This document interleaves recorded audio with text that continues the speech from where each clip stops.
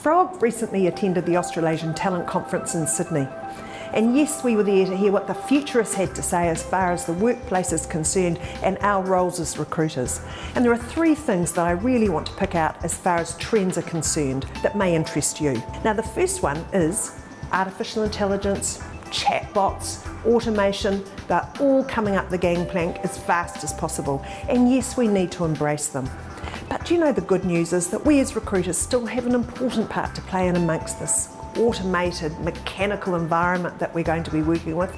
And it's all about intuition, collaboration, influencing, persuasion, nuance, subtlety, the things that we do so well and have done over many, many years. Spotting potential in an individual whose CV looks nothing like the type of individual that they really are. Now this brings me to point two, which is the whole diversification of the workforce. I mean, we've been so driven to look for skills and individuals and tick the box and make sure that they fit exactly the way that we want them to. But we're entering into a world where there's an 85 million person shortfall as far as the world's skill bank is concerned, and millennials coming into the workforce and pervading it by the year 2020 who need an entirely different type of management style, which means that the better we are at understanding potential and actually looking for a wider range of individuals to fill our roles, the smarter our organisations will be. There's a big piece of learning here for us, and it's all about moving out of the comfort zone of ticking the box perfectly and moving into that lovely area of ambiguity and generalisation. In fact, some would go so far as to say, don't learn a specific role at university with your degree.